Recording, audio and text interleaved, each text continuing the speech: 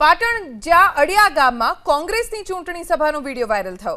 મંચ પરથી એક વ્યક્તિએ પોતાને બુટલેગર ગણાવી વચન આપ્યું કે તે હવે દારૂ નહીં વેચે। કોંગ્રેસની સભામાં બુટલેગરે દારૂનો ધંધો બંધ કરવાની આ જાહેરાતથી ચર્ચાઓ શરૂ થઈ। સભામાં ચાણસ્માના કોંગ્રેસના ધારાસભ્ય દિનેશ ઠાકોર પણ હાજર હતા। દિનેશ ઠાકોરે બુટલેગરની જાહેરાતને આવકારી, જો કે ભાજપે સવાલ ઉઠાવ્યા કે બુટલેગરો કોંગ્રેસ સાથે જોડાયેલા છે।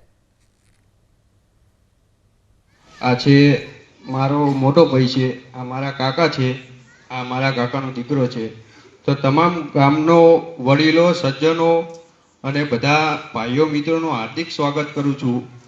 જે આપણે મેસેજ જઈ રહ્યો છે, જે અમારા બુટલેગર રીતે જઈ રહ્યો છે, શું કારણ શું? કારણ કે અમે બુટલેગર છીએ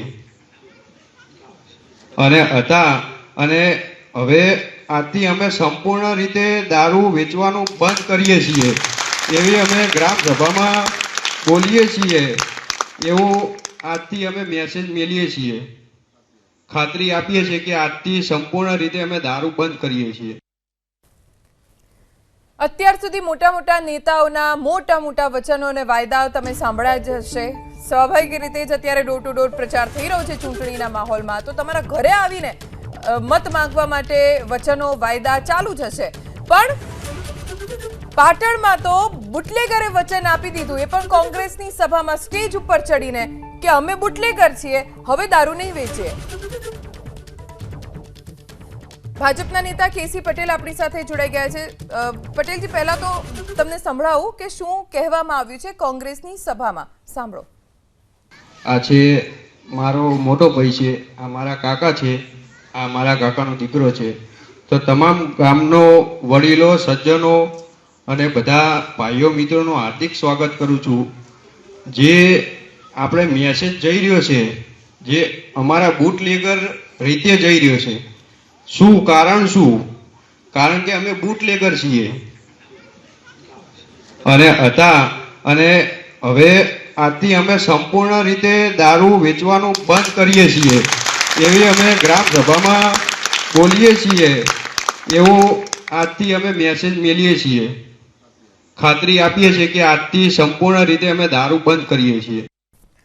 જો અત્યારે પ્રચાર થઈ રહ્યો છે, સભાઓ ભાજપ પણ કરી રહ્યું છે પટેલજી, અને કોંગ્રેસ પણ કરી રહ્યું છે, બધા કાર્યકર્તાઓ અને સ્થાનિકો જ સભામાં આવતા હોય છે। કોંગ્રેસની સભામાં તો બુટલેગર આવ્યા અને સ્ટેજ ઉપરથી સરા જાહેર કહી દીધું કે હું બુટલેગર છું ને હવે દારૂ નહીં વેચું। કેવી રીતે જોઈ રહ્યા છો આપ? જે પ્રકારે ગુજરાતમાં માન્ય ભૂપેન્દ્રભાઈ અને હર્ષભાઈની સરકારમાં જે પ્રમાણે ભારતીય જનતા પાર્ટીને સમર્થન મળી રહ્યું છે અને એના ઉમેદવારો માટે કેટલાક નિયમો પણ બનાવ્યા છે, એના આધાર ઉપર ઉમેદવારો અને એમાંથી 700-750 જેટલા બિનહરીફ પણ થયા છે।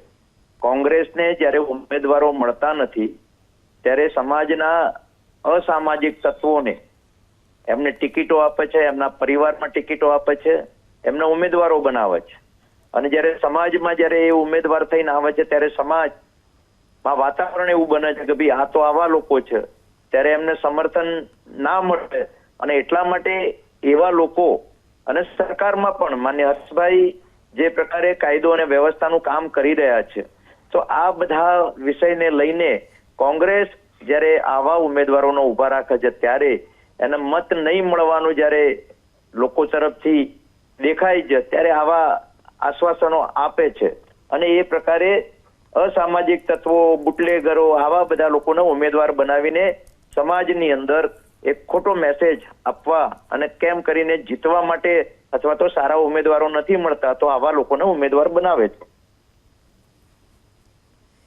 જી આભાર એબીપી અસ્મિતા સાથે વાત કરવા માટે। સૌથી મોટો સવાલ જ અહીંયા એ છે કે ચૂંટણીમાં કોંગ્રેસ માટે મત લેવા જાહેરમાં પોતે બુટલેગર હોવાની જે વ્યક્તિ વાત સ્વીકારી રહ્યો છે, શું એ કોંગ્રેસના કાર્યકર્તા છે કે પછી કોંગ્રેસનો ખેસ પહેરીને માત્ર સ્ટેજ ઉપર આવીને તેમણે સ્વીકારી લીધું કે હું બુટલેગર છું ને હવે દારૂ નહીં વેચું એવી ખાતરી પણ આપી દીધી? કેમ કે આ સભામાં ચાણસ્માના કોંગ્રેસના ધારાસભ્ય દિનેશ ઠાકોર પણ ઉપસ્થિત હતા।